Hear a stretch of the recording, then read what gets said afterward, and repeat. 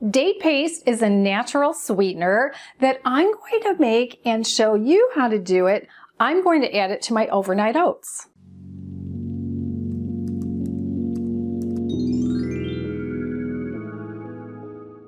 Hi, I'm GloryB. Welcome to GloryB-TV. Today I'm making date paste.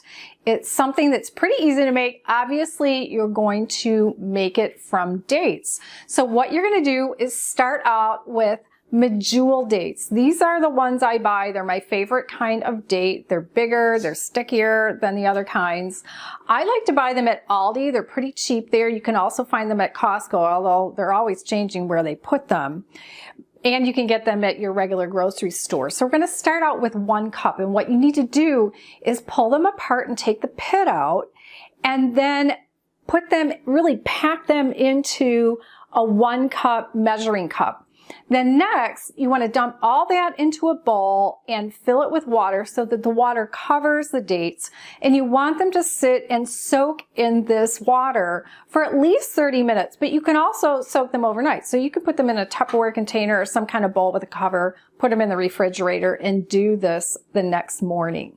Next, we're going to drain the water out of the dates, but you want to catch some of it because we're going to use some of that liquid when we blend them. Put the dates into your high-speed blender or into a food processor, and I've measured out 1/4 cup of the date water.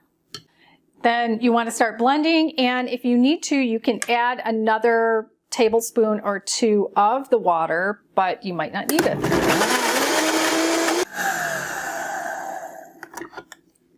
It should look like this when it is done. Here's the date paste in a jar. I've also reserved 1 tablespoon to put into my more desserty overnight oats. This is a chocolate kind. So I have a tablespoon here.